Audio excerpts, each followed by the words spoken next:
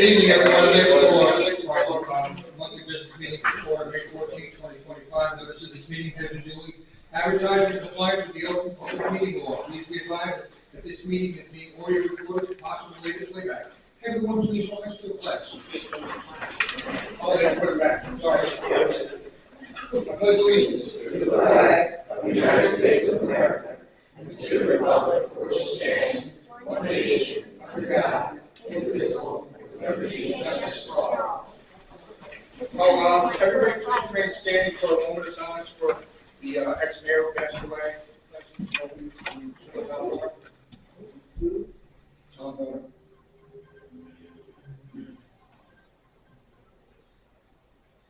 Thank you, everyone.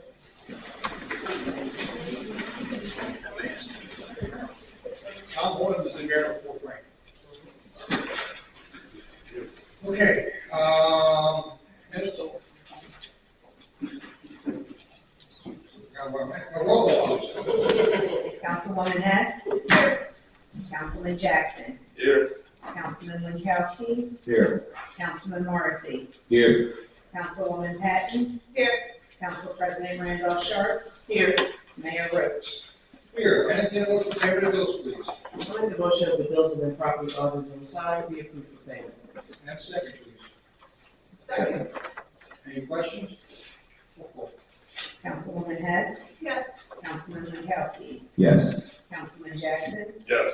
Councilman Morrissey. Yes. Councilwoman Patton. Yes. Council President Randolph Sharp. Yes. The following reports have been filed and are available in their respective offices for review and will be included in the minutes. The tax collector's report, the sewer report, the treasurer's report, engineer's report for May of 2025, and the others were for April of 2025. First reading, ordinance 2025-04, non-contractual salary ordinance by title only. Entertain a motion, please. Make a motion for first reading of ordinance 2025-04, contract entitled only, be adopted as read on first reading, published according to law, and posted at the Borough Hall, with this end being passed by next regularly scheduled meeting. And a second, please. Second. Any questions? Roll call. Councilwoman Hess. Yes. Councilman Winkowski. Yes. Councilman Jackson. Yes. Councilman Morrissey. Yes. Councilwoman Patton. Yes. Council President Randolph Sharp. Yes. Second reading, ordinance 2025-0:3, coal ordinance, year of 2025. This time, I'd like to open the meeting to the public for any questions or comments regarding ordinance 2025:3, coal ordinance. Seeing none, close the meeting to the public and entertain a motion, please. Make a motion for second reading ordinance 2025-03, be adopted on second reading and published according to law. Second, please. Second. Roll call. Councilwoman Hess. Yes. Councilman Winkowski. Yes. Councilman Jackson. Yes. Councilman Morrissey. Yes. Councilwoman Patton. Yes. Council President Randolph Sharp. Yes. Resolution 2025-96, reads the budget by title. Entertain a motion, please.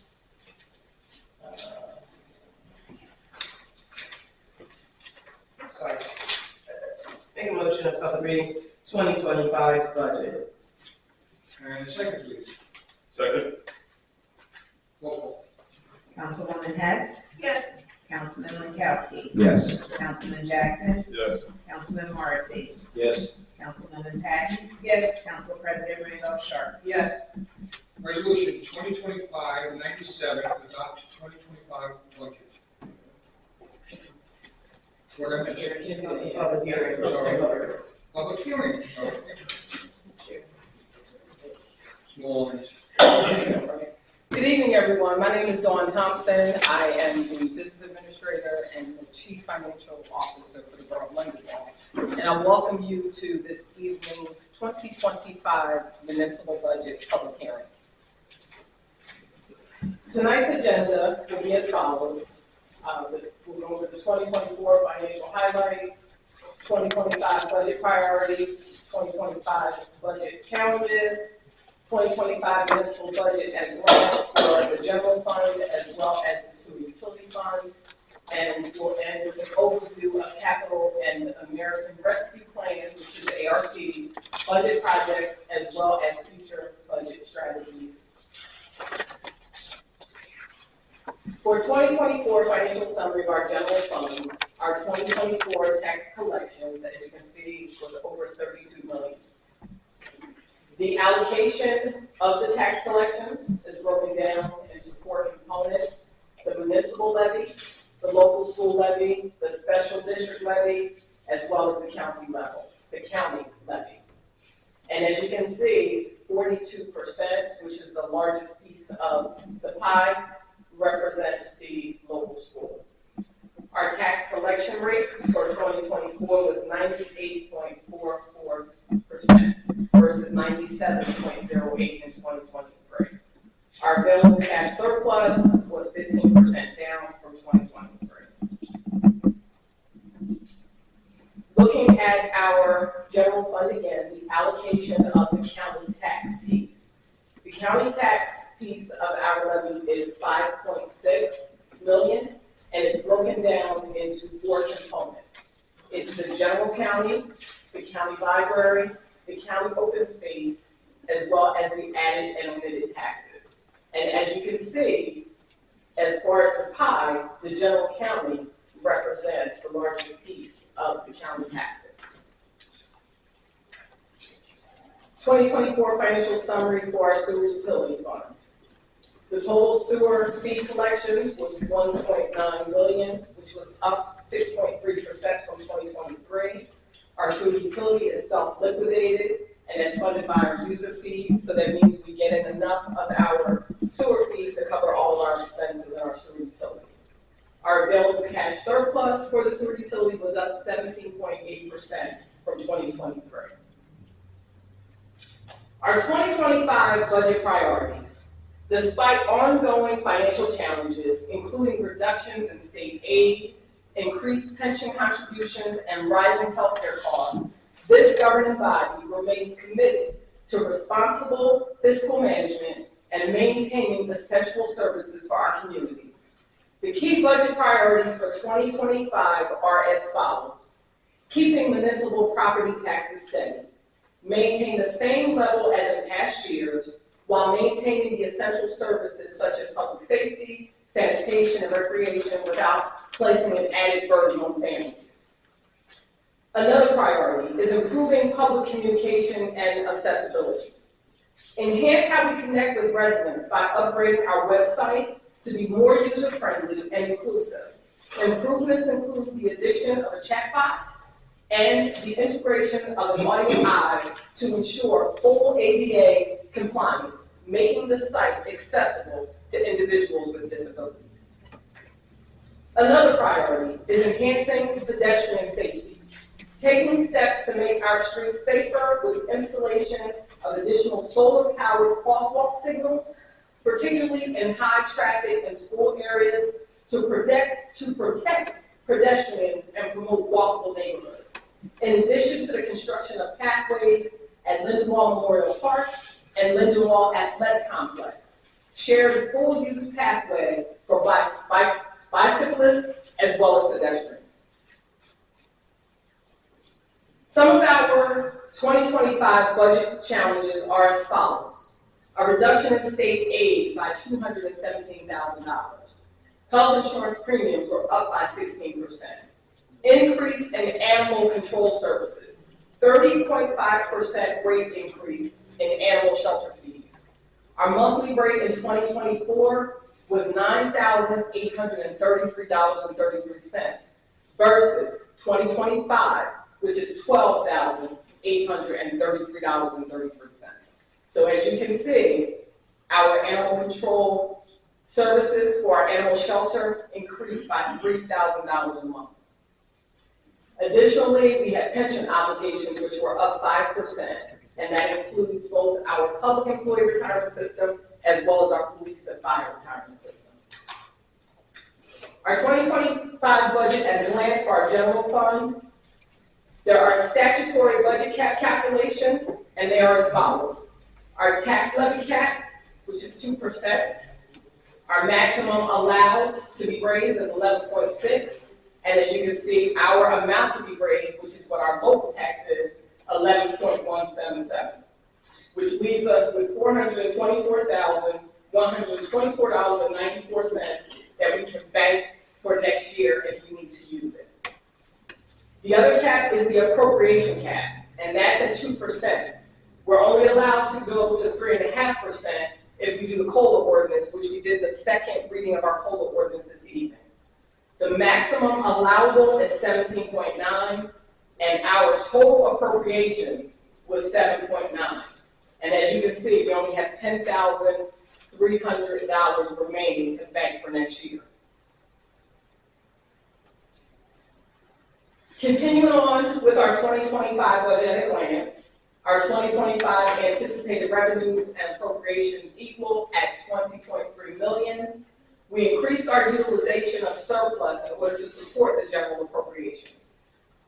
We anticipated $5.3 million of surplus, which is up 12.8% from the prior year. We utilized a tax collection rate of 97.77% to calculate the reserve for uncollected taxes, leaving a small margin to generate surplus. The reserve for uncollected taxes is the amount that we don't anticipate that we will collect.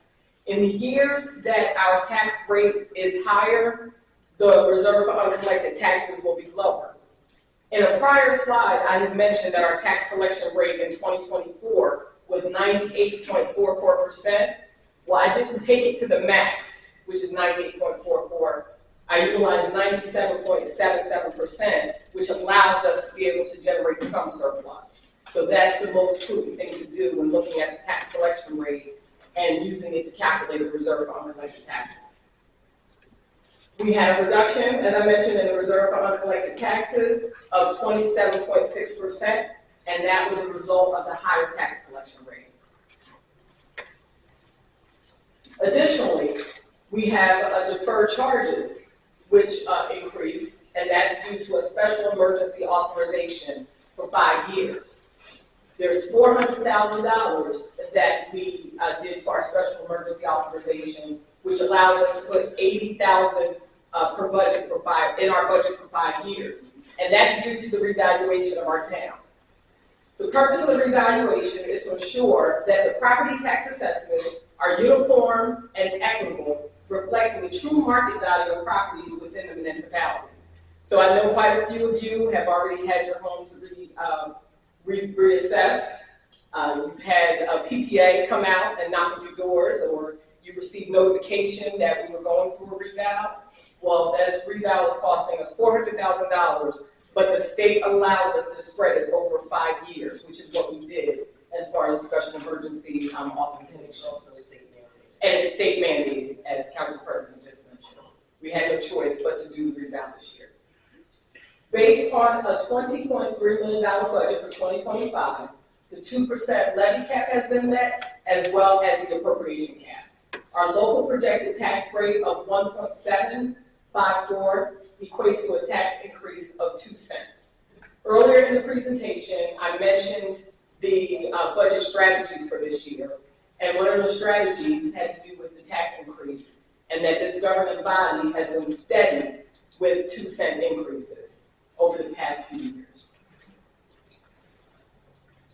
This is just a summary of information of our general fund, showing where our rateables, or what we call our total assessed value, where it was in 2024 versus where it is in 2025. Our local tax levy, which again is the portion that you're responsible for paying in property taxes. What the municipal tax rate is, the average assessed home for our town, and what the average tax per home value is. Well, not value, but the tax that you would pay. And then just the breakdown of the total budget for our revenue as well as the appropriations. Our revenues and appropriations must agree when we do our budgets. This is a summary of information as it relates to our tax rate and what the effect would be. So if we're looking at a home that's valued at $150,000, a 2 cent tax increase would be $30.29 to the taxpayer. And again, this is just the local tax piece. It doesn't take into consideration any of the other taxes, which includes the school, the fire district, and the county.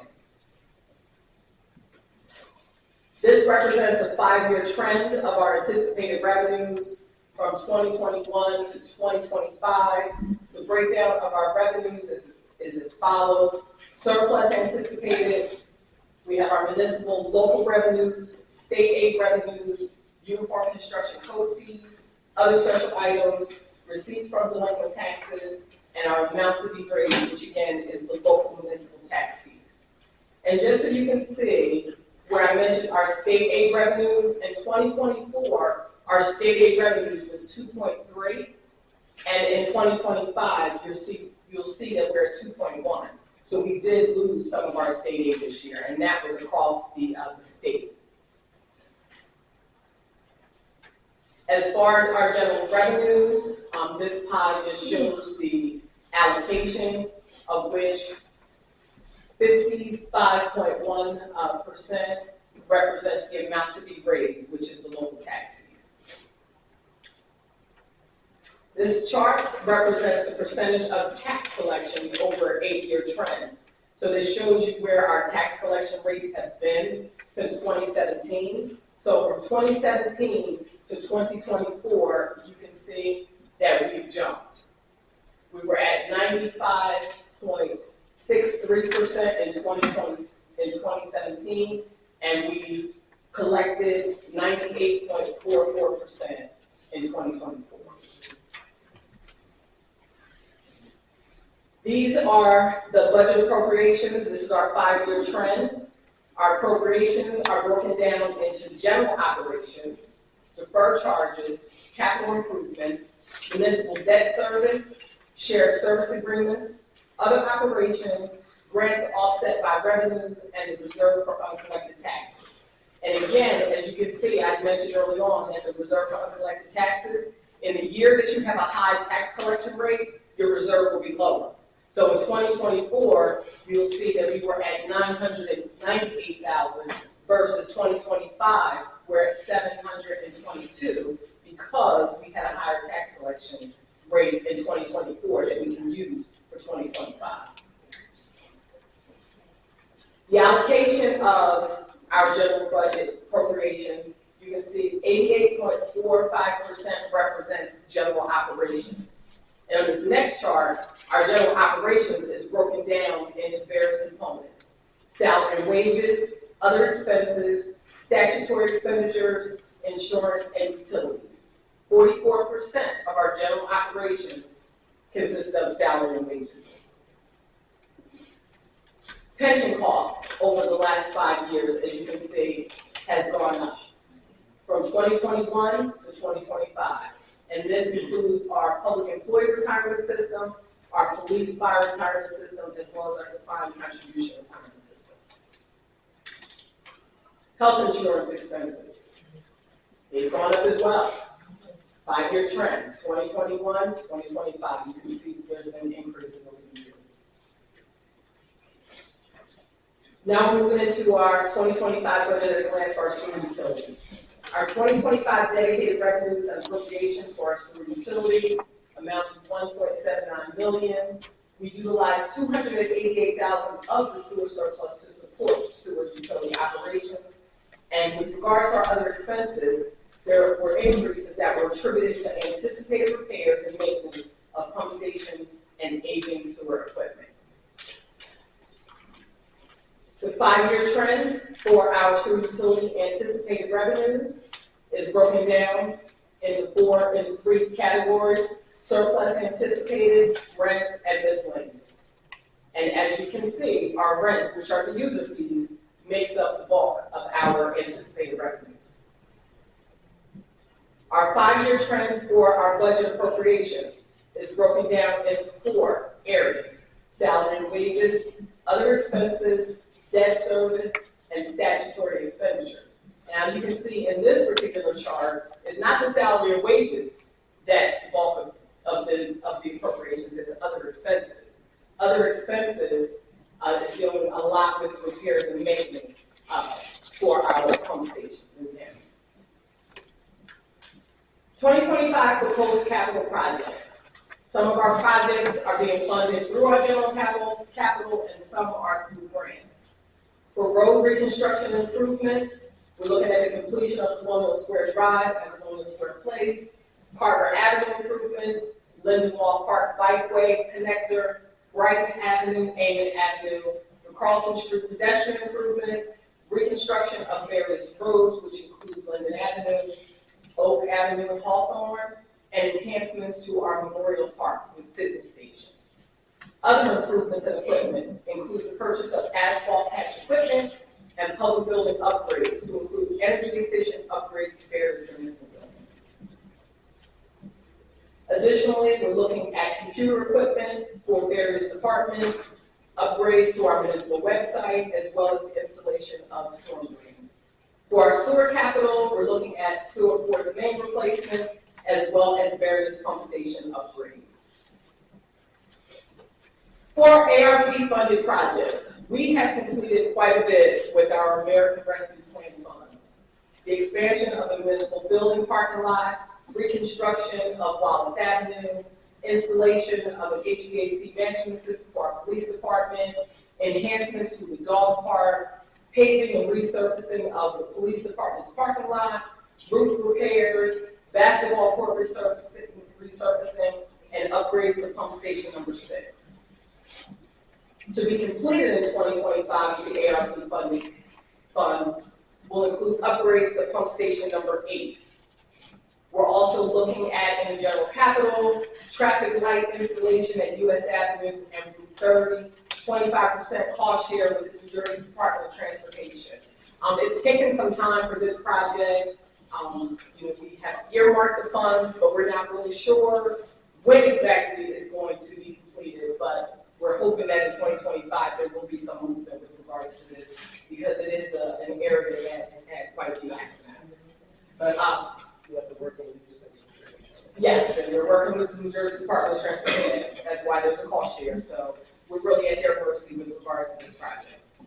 Basketball court enhancements and the installation of additional solar-powered crosswalk flashing beacon systems at Gibbsboro Road, as well as the middle school. Future strategies looking ahead. Remain fiscally responsible and continue to manage surplus and debt levels to improve long-term financial stability and stabilization of property tax. Continue to seek operating efficiencies where possible, such as shared services, and to take advantage of opportunities to apply for grants and investigate additional revenue sources to minimize the tax burden. Reappropriate bond ordinances to reduce costs on new debt issuance, and to provide an ongoing commitment to our residents by continuing to provide the highest level of services while minimizing the tax burden. And that completes the public hearing. There is so much that's in our budget. I couldn't possibly go through everything this evening. So if anyone would like to get a copy of our budget, I can definitely provide that to you. If you have any questions at this time, I can answer them. If you have questions that come up afterwards, you can send me an email or give me a call, and I can address them further. So are there any questions with regards to what was presented this evening? Well, I have a question. Why are we paying for county library when we have our own? The county library, that is a part of the share. Everybody in Camden County, whether there's a library or not, is paying. It's just a part of the county tax. So Lindenwold pays for two. If we drop out of the county system, you can't use Camden County libraries. We can have a library in town, and it would cost us. We're the only town that has our own, so Lindenwold's the only people paying for two. Not true. That's not That's not true. There was a lot of towns that have no libraries. Yeah. I was just at a meeting in Gloucester Township, and they have their own library, right on Blackwood's Pike. And there are other towns that have libraries. We're not the only people. As a matter of fact, the towns that don't have libraries, they come here and use ours or go to Voorhees. So they come here and use ours because their library is closed down. Any other? Any other questions? I have a question. So speaking of the library, how much do each of the library advisory board members receive for compensation of serving on the advisory board? Zero. There's no tax. Okay, I'm a little confused then, because according to your form that you filled out, the municipal budget expenditures for the library board is over $90,000 a year. So what does that figure, $90,810, what does that figure represent? You said what form that fill out? I'm sorry. This is the NJSL 25 APP. It's apparently the form you guys have filled out for at least the last 8 years to apply for state aid for the library. On that form, line 2 indicates that the municipal budget expenditures for the library board is $90,810. This is your form, ma'am, it's with your signature, so. Right, but to the library board? No, that's for the library itself. That's not to the board. This is written in my native language, so you explain to me how this is wrong. Excuse me, this is about the budget. We're not doing about documents. No, this is last year's, but this is the municipal budget expenditures to the library board. It's not a library board, it's for the library. It's the library. So the word board is just. Now, this is how we report it in order to be able to get the state aid. Okay, so $90,000 will be paid to man the library? $90,000 is the total budget for the library. That includes salary and wages and LBOE. Yes. Okay, well, it's not the total budget, because according to this, it's over $140,000, but. That is, the way that's broken down, Trevor, is that you're also looking at the expenses that are allocated from the Public Works Department. So the Public Works that they have to maintain, they do a calculation, and that's also included on there. So this represents, and we're noticing is that an average increase of $4,000 per year, this is jumping, so. Whoever it is. Well, salary and wages will increase every year. We have contracts. So there are employees that are in The way contracts. this is worded that the board is receiving $90,000, and as an advisory board, that seems kind of. There's no one receiving anything in terms of compensation on the advisory board for the library. That is the overall expenses. So should we take the wording of this up with? I can't, if you want to take it up with the state, you can, Trevor, but every year they receive the documentation and there are no issues. All right, we've already spoken with Bob Keith. He explained the form fully, and I'll go back to him. Thank you. Okay. Well, I will say to you, that has nothing to do with the public hearing, but if you want to talk about it after the meeting, or we can meet at a later date, we can. No, understood, but it does have to do with the budget. No, it doesn't have anything to do with this public With hearing. all due respect, ma'am, you highlighted in your budget presentation that the animal control cost is That right up by there, $36,000. that right there was Which in a budget of 2024. $25 million is rather minuscule. 2024, Trevor, and that was based on 2024 for that application for state aid. Right, $91,000 to the library board. And that does not have anything to do with the 2025 public hearing. Fair enough. That is an application for a grant for the library state aid. So if Bob Keith told you something different than what I've been told, then you and I can sure have a conversation about it. But I will tell you, every time that application is completed, we receive library state aid. Fair enough. Okay. So I have a question, being that we lost that, I think it was. 217,000 across the From board. the state. Mhm.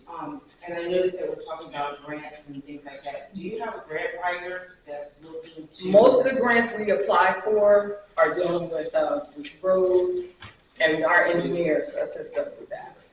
And they're the ones that then apply for those grants to take care of? We actually do we apply for it, but they help us with the applications.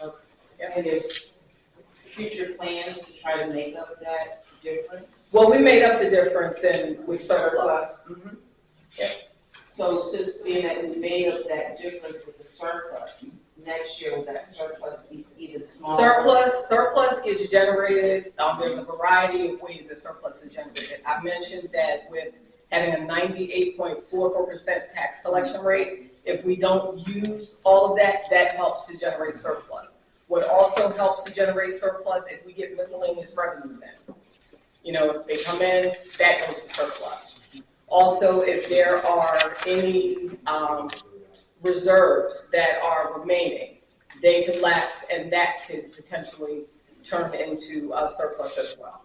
So there's a combination of ways. Okay. But this governing body has been very fiscally responsible, and that we will not allow the surplus to get under a certain level. So, again, you know, So you try to keep it at a Yes. certain level, so it won't be. yes, absolutely. And if ever there's a situation where the general surplus has declined, there's also opportunities to use the sewer surplus, but the governing body has not made that determination to use it because there's not a need to use it. Right now, the sewer utility is using its sewer surplus just to help to build the surplus. Yes. So did the sewer actually go up for next year, for this year, 25? No. We actually had an increase in the sewer rate, I believe, the year before. Right. So the rate is still the same. Oh, that's very good. Thank you. Any others? Yes. So the fire district, being that they're building a new fire department, that money has nothing to do with our budget, right? No, what happens is, it's not a part of our budget, it's a part of your total tax bill.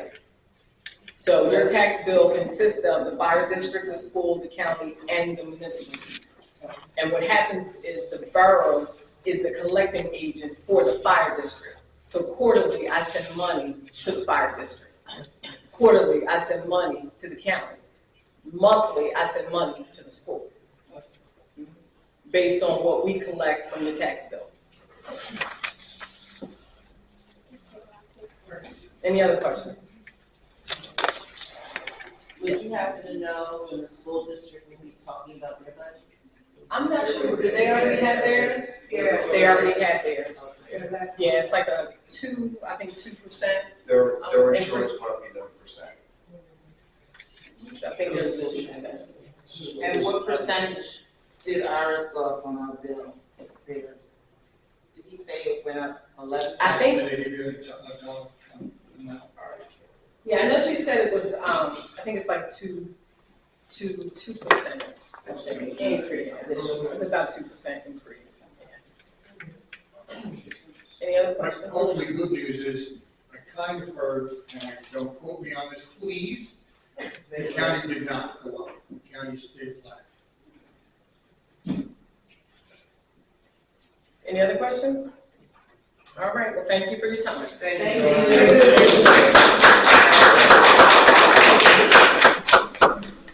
Thank you, Council. Thank you,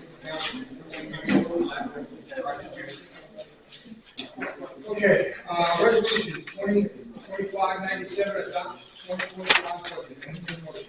I make a motion for resolution, I put it page 2025-97 for the adoption of the 2025 budget. And second, please. Second. Any questions? Roll call. Councilwoman Hess? Yes. Councilman Lankowski? Yes. Councilman Jackson? Yes. Councilman Morrissey? Yes. Councilwoman Patton? Yes. Council President Randolph Sharp? Yes. Next up, is consent agenda. The items listed below are considered routine by the Borough of Lindenwold and will be enacted upon by one motion. There will be no formal discussion of these items. If discussion is desired, this item is removed from the consent agenda and considered separately. Entertain a motion for resolution 2025-98 through 2025-108. Make a motion for resolution consent agenda items 2025-98 through 2025-108. And second, please. Second. Roll call. Councilwoman Hess? Yes. Councilman Lankowski? Yes. Councilman Jackson? Yes. Councilman Morrissey? Yes. Councilwoman Patton? Yes. Council President Randolph Sharp? Yes. At this time, we're going to meet the council. Councilman Morrison. Thank you, Mayor. Two things I want to mention briefly before we start on the Fire Commission report. There are a couple of paper shredding events coming up that are available for Lindenwold residents. There's one being held on May 31st at the Clementon Library, which is for Clementon and Lindenwold residents only, from 9 to 12.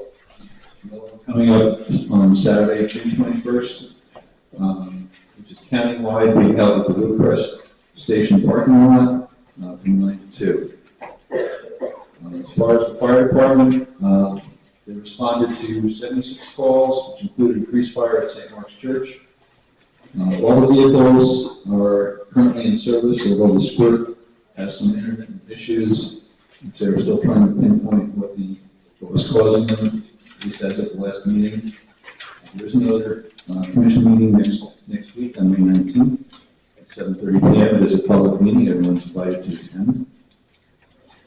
2 firefighters suffered minor injuries during a training session, and the fire department was also looking to update their website to include an online application for membership to make it easier for people to apply. Again, this is as of the last meeting.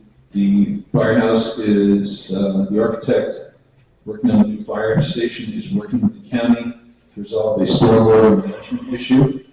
The Linden Avenue station has been vacated. It is empty at this point in time. They're using exclusively the station on Scott Avenue. They're still estimating the completion of the new building by July of 2026.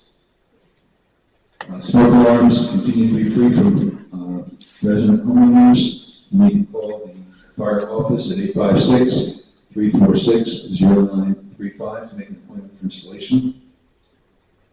And a couple of activities they had. At the end of April, the fire department, the fire marshal's office, and the police department and the school board staff conducted a radio communications assessment in the new Lindenwold Early Childhood Center, so that there are no issues should there be an emergency where they have to have members involved and have to pull out from the building. Also, a couple of other things. They just held a training session on rapid intervention crew training, which is to train members on how to assist firefighters that may become trapped in a structure and may be unable to get to safety. The instructors presented a scenario which allowed the challenged members to remove a simulated injured firefighter with zero visibility.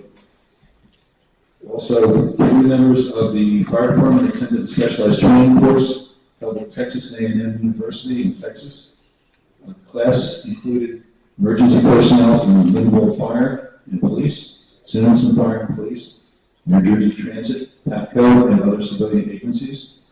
They engaged in a lot of activities tailored to challenges specific to our region. They have more training plans for later dates. Our fire department was represented by Lieutenant Brandon Stickney, Officer Candidate Albert Trey Smith, and firefighter Dave. And last thing I have is last week students from the middle school stopped by before the firehouse. They got to check out the fire trucks and learn some fire safety tips. And Fire Marshal Tim Shannon and Fire Inspector Mike Breeze were on hand to help out the middle school students. That's all I have, Mayor. Thank you. Thank you. Before I go to Councilman Hess, I just want to let you know that the microphones from that end have been fixed. So if you leave them where they're at and just press the button, it should pick up without having a lot of distortion. I'm sorry, I forgot to tell you before we started, I forgot they were fixed. Maybe I got video with new microphones. Councilwoman Hess. Thank you, Mayor. Lindenwold Police Department for the month of April, total service call 1,747, traffic accidents 44, community policing 46, traffic enforcement stop 77, criminal complaints issued by officers 63, traffic summons issued by officers 53, criminal complaints issued by citizens 16, traffic summons issued by citizens 2, Detective Bureau investigations 39, submitted by Michael McCarthy, Chief. Monthly report for Public Works for the month of April. Tons of trash collected, 819.03. Bulk items collected, 296. Scrap metal picked up, 93. Concrete picked up, 10. Stumps and logs picked up, 0. Property maintenance, 0. Number of accidents, 0. Number of injuries, 0. Service calls, 47. Stoppages, 15. Main stoppages, 0. Emergency calls, 7. markouts 32, pump station repairs 4, trouble areas jetted 5, pump stations back there 2. For Laurel Springs, there was 4 service calls, 4 stoppages, 1 emergency call, and 0 markouts. That's all for Public Works. For our library, our book sale from April 9th to April 12th went very well. We still have a Father's Day print coming up on June 12th. The summer reading program, which will run from the second week of July to August 22nd. There'll be weekly crafts, fun games on Thursdays and activities, juvenile reading challenge, prizes for incentives for reading throughout the summer. Our yard sale will be again June 14th. Our Easter egg hunt went very well attended. Thank you, Councilman Jackson, for all your hard work down there. We have our first bus trip for our senior center. It went very well. We went to the casino. Everybody enjoyed themselves. Looking forward to their next trip. I told them, let me know what they want to do, and we'll work on something else. We'll do something else. And that's all that I have, Mayor. Good evening, everyone. Just a few things I have to go over with you tonight. First, from our code enforcement office, excuse me, we had 104 CO inspections for the month of April, 0 smoke inspections, 27 violations found, 42 violations written, 13 abatements, 6 tickets written, 302 yearly rental inspections, 18 yearly re-rental inspections, 9 foreclosures, and 12 residential locations. As some of you may know, that May is Mental Health Month. Governor Murphy signed a proclamation last May, making May Mental Health Month in New Jersey. It's a time to recognize the needs of people who may be struggling in a way and to offer assistance. On Saturday, May 17th, from 10 a.m. to 12 p.m. at Wiggins Park, Camden County Board of Commissioners will be hosting a Not All Wounds Are Visible walk and run. It is a mental health awareness program. And if you don't know what it is, it's right down by the waterfront in Camden where they have the concerts and things like that. The focus will be, there will be providers here from different areas of mental health and substance use treatment providers will be present to provide educational information and resources for youth, adults, family, and community-based services. You're invited to take a table there if you have something that you feel as though would assist people in this area. And I have a flyer here if you would like to do so. But I would encourage everybody to check in with your own mental health from time to time. Sometimes we burn our candles at both ends. Sometimes we try to be everything to everybody.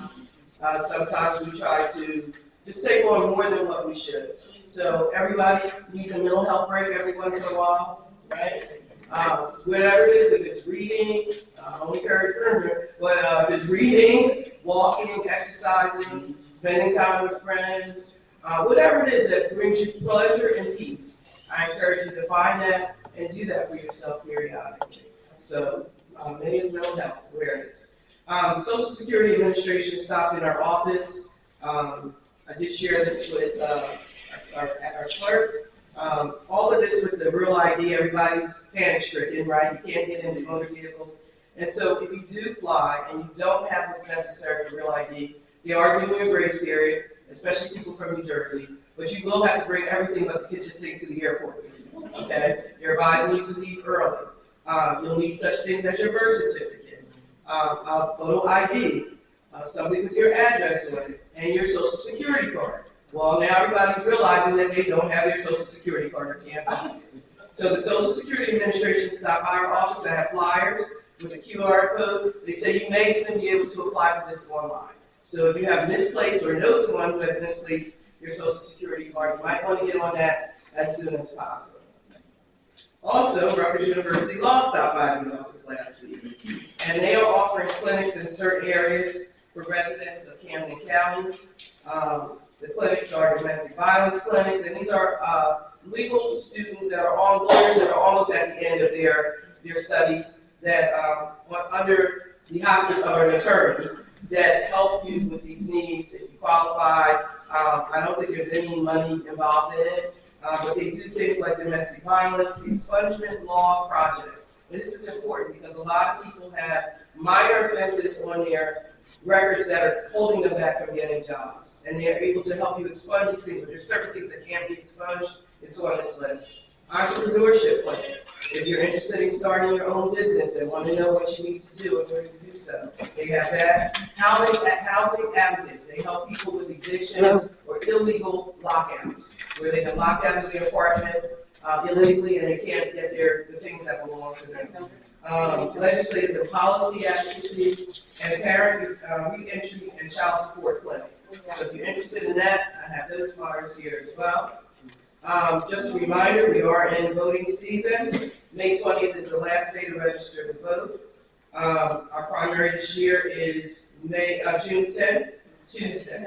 Tuesday. So our early voting in New Jersey begins June 3rd through June 8th. It's only for 1 week.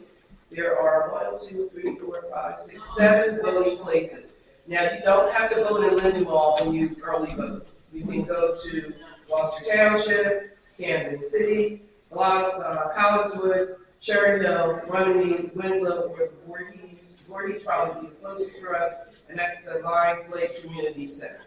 They're open Tuesday through Saturday, 10 a.m. to 8 p.m., and Sunday, 10 a.m. to 6 p.m. So there's 7 days a week that you can do early voting. If you're not going to be in town for the election and you're not a vote by mail person, run some vote by mail applications as well. You can just sign up for this, and it won't be too late for you to get your ballot in the mail. You have to June 7th to apply for it. After that, you have to go to the Camden County Elections Division to get a ballot from them.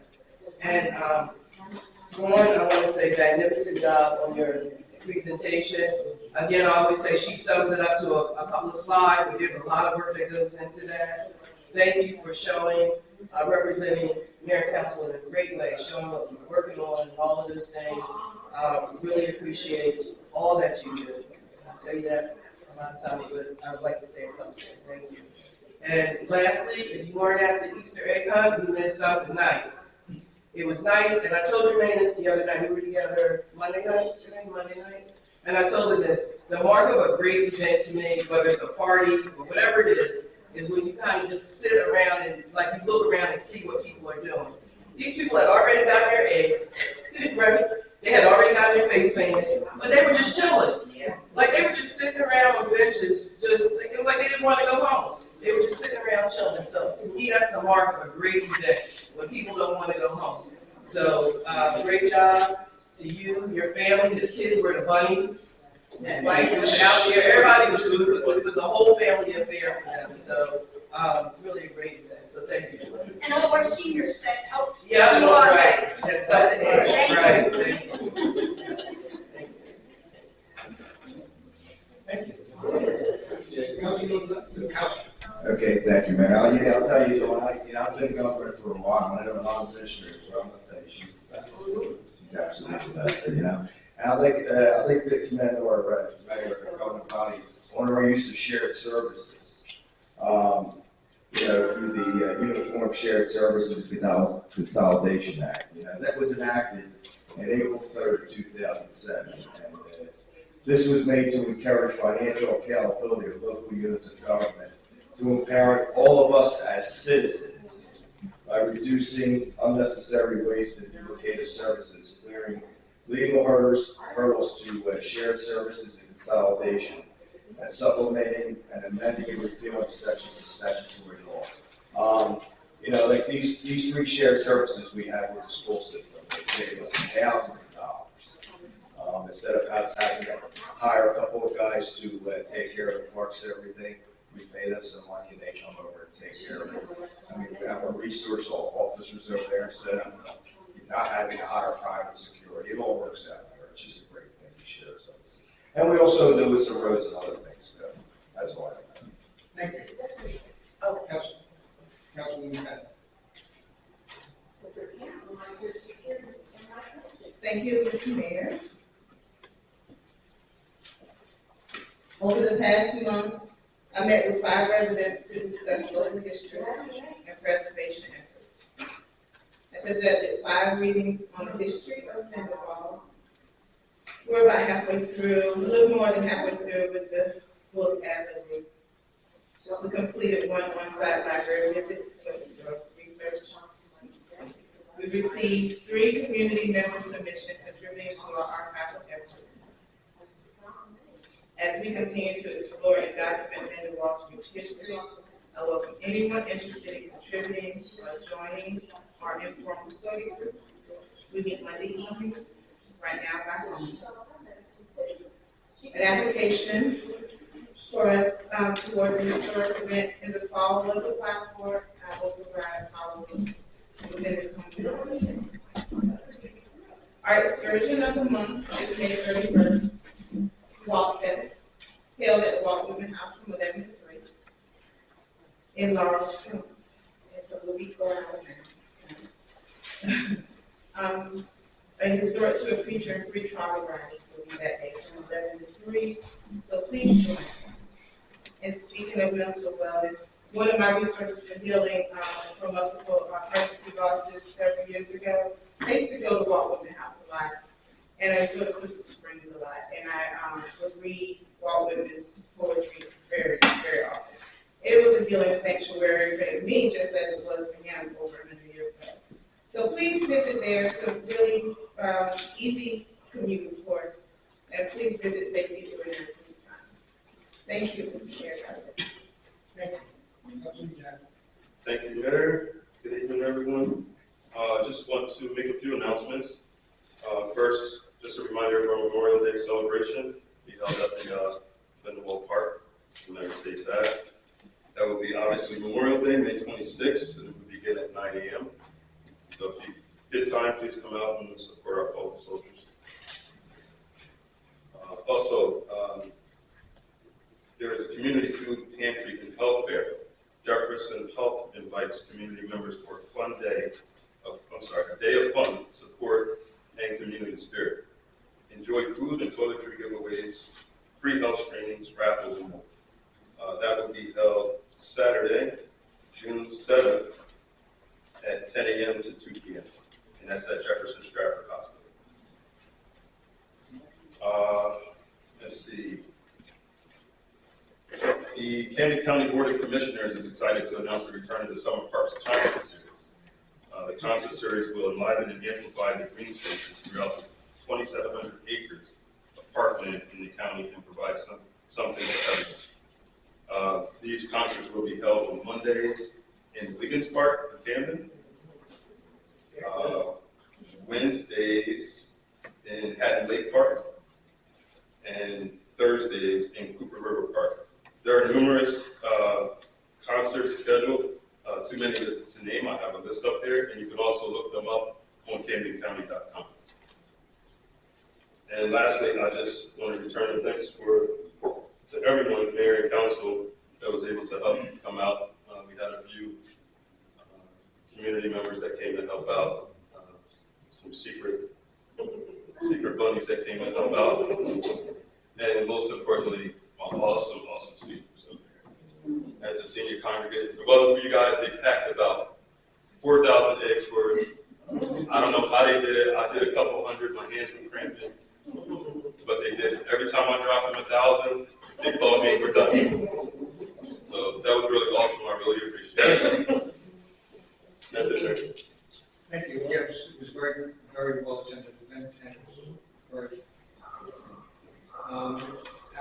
shame it hadn't been back in so many years, but it was a lot better handled this time in the last, so. We look forward to The younger races were Definitely. I just forgot to mention too that the newsletter should be hitting probably in the next week or so. So look out for that. It's also available online. And my sister reminded me that this week is also National Police Week and Memorial. So we just want to remember all our fallen police officers and, keep them in your prayers as well. Yeah. Oh, and then when is that? And a unity run they're having. Well, in Washington, right, for the memorial. That's for the memorial for the police officers. So, thank you. All right, this time I'm opening the meeting to the public. Anyone from the public wishing to speak, please come to the microphone, state your name and address for the record. And don't forget. Seniors have to go home, okay? Oh, okay, don't let sundown catch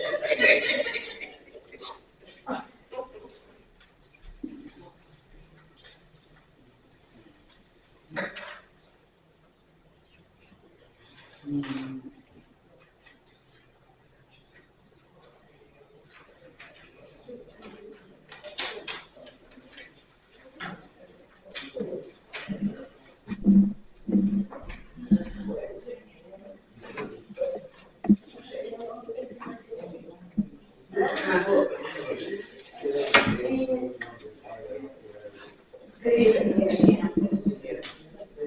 I'm gonna pull it on my head, a little short. Okay,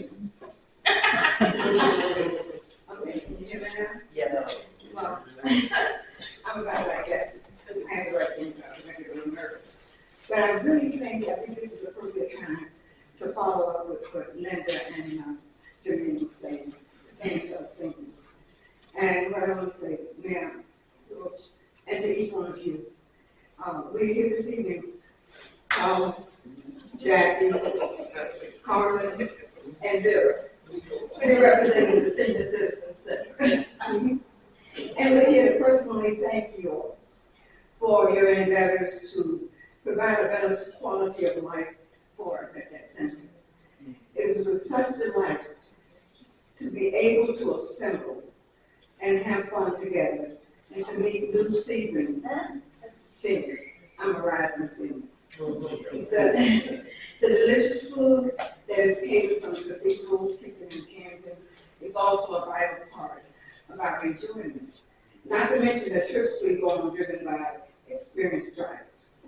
We're grateful for the exercises, games, and all the other blessings that come our way through various resources. We also are blessed to have great site managers to accommodate us at the facility.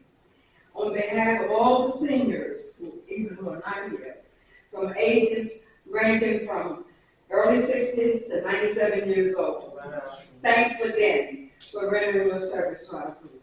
God bless each of you.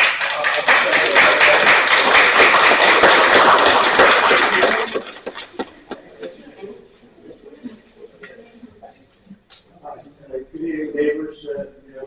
Nice to see everybody. It's really the crowds, the base crowd, I think, for that. I think the mayor knows what I'm going to talk about, and Dave. Name and address first. My name is Joe Amadeo, 25 Georgetown Road, Lindenwold. Our condo fee is going up 107%. It's really devastating, really, hurting me and a lot of retired people in here. Just complicated. We're just trying to get a few things done. We're not getting all the answers that we need. We kept getting answers from our action management saying that they're constantly doing legal business with the township to get dumpsters, or well, actually to get reimbursed for not having the Lindenwold coming in and picking up our trash. Now, was that true? Did you ever have to go, or was there a court session or legal sessions that ever occurred? Because that's the impression we've been getting from our management. There's been no litigation between the Borough of Lindenwold and Georgetown Condominium. Okay, because they always brought up Simone, the lawyer, and negotiating costs. The main reason I'm up here is because the dumpsters. Are we getting the dumpsters? Joe, we passed a resolution in December of last year that we are ready to place dumpsters out on the property, okay?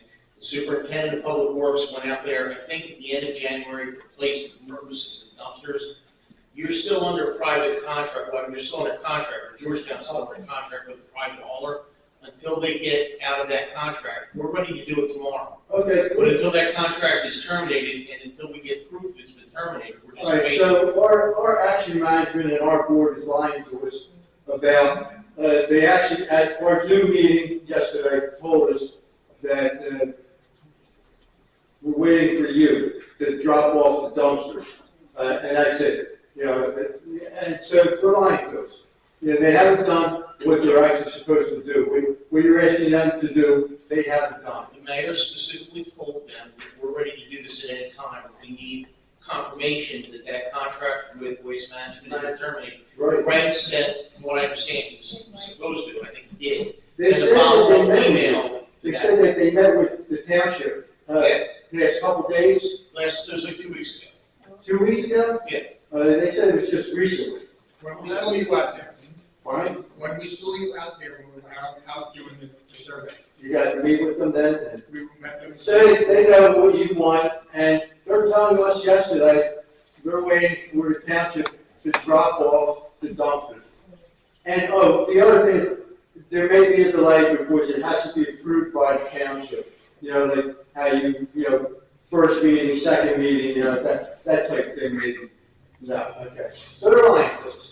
I don't know what they're telling you. I hope anybody that at Georgetown can see that they're lying to us, actually, and the board's lying to us. Roy, All we're waiting on is a letter confirming that their contract has been. right, exactly. We get that letter, those documents will be there next day. All right, thank you. Yeah, I had a couple of, the meeting too, when, the Zoom meeting, they cut me off. As soon as they heard my name, I had a dozen questions to ask them, like that. I don't have a button, so I'm sorry. Yeah. So they, for some reason, their Zoom didn't work for me. But as soon as I mentioned my name, all of a sudden, let's go to the next person. So, you know, I'm telling you right now, Georgetown, your Zoom didn't work for me. Thank you.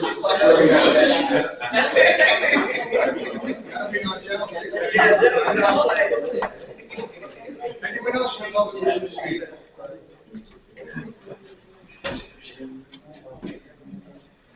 Diane Thierry, 637 Fifth Avenue. Dawn, in the budget you mentioned about animal control, and one of the things I actually came to talk to you tonight was, I had a couple of people reach out to me who said that code enforcement was going to them and fining them for feeding the cats that are fixed. So I don't know exactly what's going on, so I told them I would ask, like, why is code enforcement going out to people that are feeding the cats if we have TNR?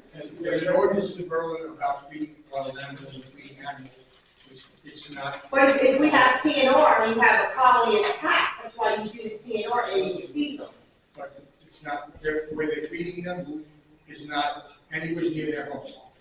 They're doing it where it's annoying. Well, no, it's only, one of the ads at the house. And it's destroying, the place I know of is not near that, it's on the other side of town. And we've had nothing but complaints from these people, and we have to enforce the ordinance. What's TNR? Trap member release, so they can't keep having pigs. Because they have 3 litters a year. And if they're not fixed, that's the problem. So the other thing I wanted to say was that, so back to that, because I feed outside my house. I have it in the garage. So with mine are all fixed, the travels, and I track them and I get them fixed. I don't go through it because you like pay out of my own pocket.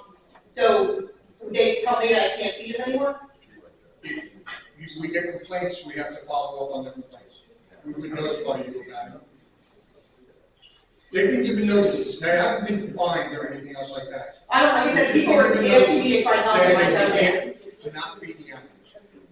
We get a copy of the ordinance, ask them, please don't feed the animals anymore. If they do, then they get fines. Okay. Because I have 17 of them. You're feeding them in your garage. Yeah, but you're coming by your house, right? You're talking about people that go to the woods and they got these big elaborate setups there where they're feeding cats twice a week. Yes. Stay within my property pretty much. But I think people just don't know, because there's always good ones. I don't know where they come from. Well, you know that they sit at the back single cat. You feed one, you'll have 50 at your door the next day. But, so my next thing is, I wanted to say thank you for taking care of that illegal parking X that was taken care of, but now that that was done, whenever I'm in that area, the person has to come out of the house and say nasty things to me. I've ignored it. and eventually it's gonna get ugly, because he always has something to say when I'm in that area to me. But he runs out of the house as soon as he sees me. And what I wanted to say is, I know, because Cheryl, you say when we see things, we have to bring it here, but what happens is when we say it, we have to deal with it with all the So crap. do I, how you think I feel? Same way. So, Yeah, I do. Mayor, when you have your next Democratic meeting that you have, tell the Dominicos the difference. We don't have a Democratic meeting. Illegal parking X and a markout X, because they tortured me, telling me that it was a markout gas X. We don't have And Democratic meetings. Trashed me. We don't have Democratic meetings. I'm just saying, so just explain to them the difference between a markout X and an illegal parking X. Because I am tired of them constantly trashing me for no reason at all.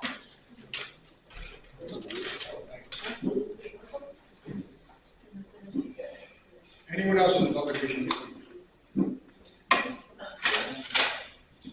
Hi, Roxanne Berger, 811 Myrtle Avenue. Thank you, Dawn, for those explanations. I'm very interested in what's going on with our taxes, and I like the fact that you take the time to explain so that the average resident can understand. Now, I do have a question, I do like to read over this, and when you pass resolutions, sometimes I don't understand what they are. So what is resolution 2025.100, Yorktown government pilot, what did we just pass?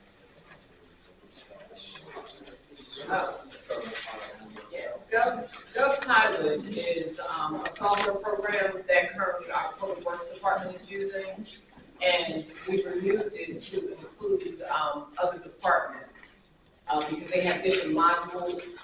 So everybody would be on the same system then? No, not everybody, because we have our code enforcement, which is on spatial data logic, which is SDL. And the Public Works Department decided that GovPilot was something that was better for them because they were initially on Public Works.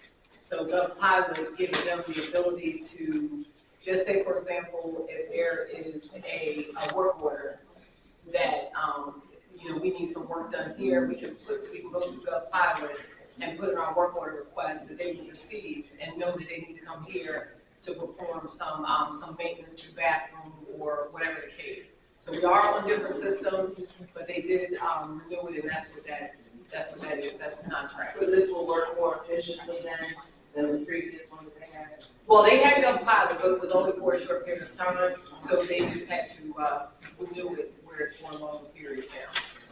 All right, thank you. Anyone else in the public? I just had a question about that spatial program you just mentioned. Is the code's office fully transitioned now onto the iPads, that software system that you guys are talking about? They are using their iPads, yes. And we're trying to get to the public facing part of it. To go on the website. Got it. Thank you. And Trevor, while you're here, at the last meeting, you brought up an individual in town that you brought up an individual in town who is labeled as a person that owns a number of properties, and some are not where they should be. And so we spent quite a bit, and you also, right, and you too, right, your next door neighbor. So we spent quite a bit of time looking into the properties owned. And currently there seems to be 16 of them that we were able to identify in connection with him. They are all currently up to date, they're registered and everything else. The one property that has an issue, we're unable to do anything about right now because it is involved in a legal lawsuit. Right, it's a legal matter that we are not able to go forward with some of the things that we need to go forward with because of the legal standing that it's in right now. So I just wanted to let you know that we did investigate it.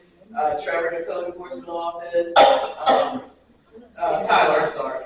Tyler, our solicitor, the mayor, myself, we did invest some time and energy in it, pulling deeds and things like that. So that's the standing of that individual right now, 16 properties. So 809 has been properly certified then? Like, yeah. Code enforcement went in. I don't know, but they didn't do it, no, we checked, we didn't go inside the property. we checked to see, because there was, word on the street was like, this guy just sets up shop, he just does what he wants to do, they're not properly registered and things like that, and so they are properly registered, So 809 is properly registered and everything's up to date. so maybe Now, I'm if she just, has a complaint, if that homeowner or that tenant has a complaint about something that isn't being fixed in the property, or she needs to file a complaint here at the office. That would trigger us to go out and take a look in the inside. You can't really go by like, I'm not putting this like down on you, but like by hearsay. no, that's So, fine. you know, if she has an issue, it's. I know what I saw. I know Yeah, what she and the showed glasses, me. window, missing off the stove, and this, that, and the other. I mean, you might want to encourage her if you're friendly with her, like, have you tried to get this stuff fixed? Well, unfortunately, where people have your money and the amount of money that he got from her, and I don't know. Well, then this is what I'm telling you, that is her, then that's when she needs to call over here, and we can send someone out, and then it can be violated, and you know how to fix it, right? So my question is, in that case, you said it's registered. What exactly does registered mean? So when I see that little sticker on it, That means that it's been inspected. inspected means somebody physically goes in there and looks around prior to the person moving in? Right.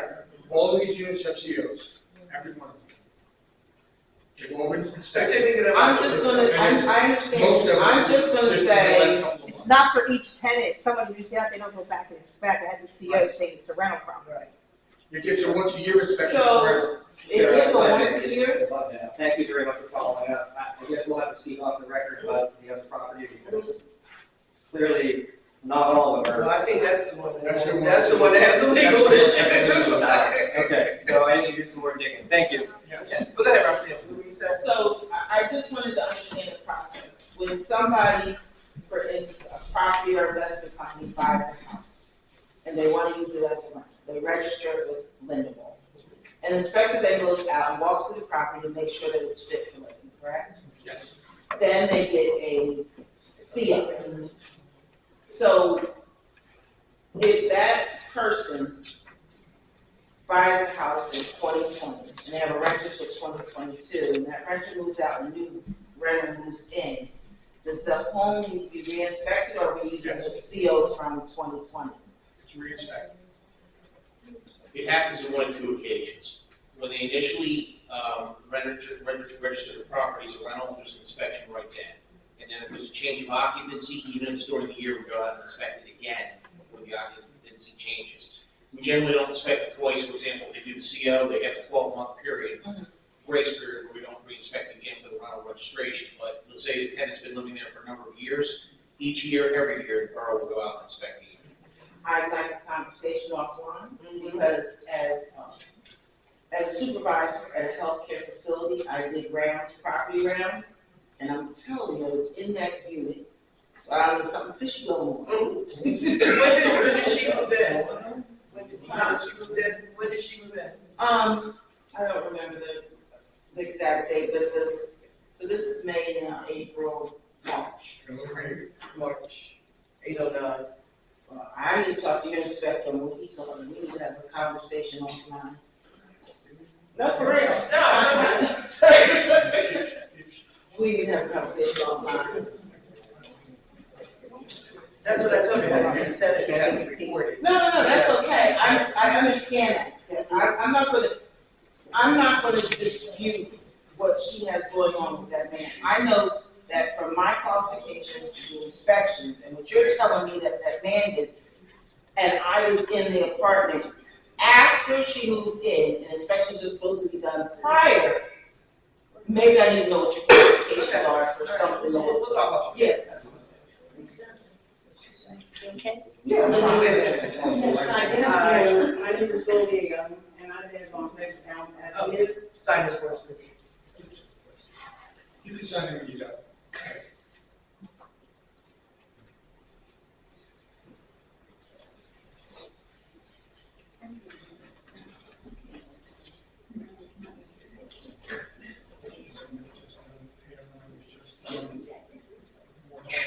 We used to, March.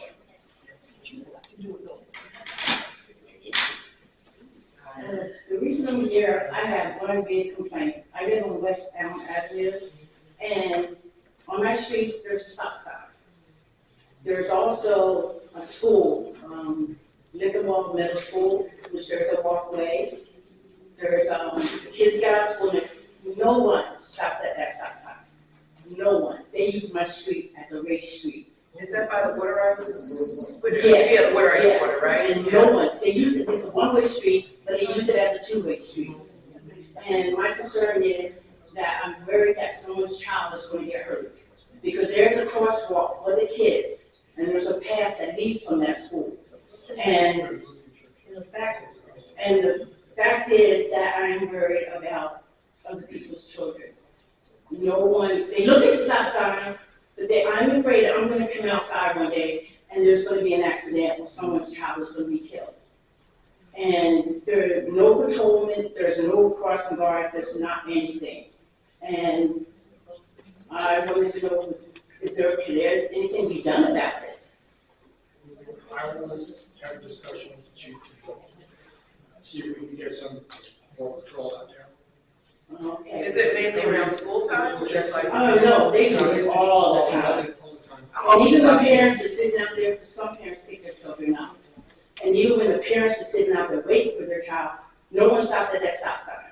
They just keep going. I mean, they be flying, they be going, these 50, Is this the one before the fight, the stop sign before you hit? So there's, once you come off the White Oh, House. by the park, okay, got it, okay. Yes, once you come off the White House Pike on West Elm Avenue, there is a stop sign. And that stop sign is between West Elm and Pierce. So. Okay, thank you. Anyone else? Round two, Jerry. Where'd that button go? 25 Georgetown Road, Joe Lomzak. It's for the code. In Georgetown, the people get new air conditioners, water heaters, and a heater, and the code department. How can you prove that the code department actually goes out and sees someone had gotten a new air conditioner or water heater or heater? Because you own a house, and the neighbor gets Joe Schmo to go fix it. So you don't know, yeah, so the code is supposed to go out there and make sure that everything is on the up and up. Only if they get a permit. They don't have a permit, they don't know. So they did for electrical. They're not inspected. Yeah. But you don't know if they got a permit. You got. That's what I'm saying. If they didn't get a permit, they don't know. Question whether they have a permit or not. Come in here and go in that office Yeah. over there. They don't want to know. Well, and Joe, that happened to me, my neighbor put a pool in during COVID, and all of a sudden, this big electrical box appeared on the side of the thing, and I'm like, you got water, you got electric, and I didn't see nobody come out there to do anything, and our houses are very close, so I called. State's eliminated a lot of things for inspection, but I think anything. Yeah, it has to be inspected. If they don't get a permit, they don't know what's going on. So it won't get inspected. That's my short. You called and they came out. How can you follow up on that though? You may not have been there to see them go there. Like say you come to the office and say, well, I want to make sure that was checked. That's what you would have to do. Will they give proof that, the code? Well, I didn't answer, they're professionals, if I called and he said he was gonna send someone out, I saw the tag on the thing that, they had flagged them. Well, I can't see it like it's like somebody's house, a water heater or air conditioner or something like that.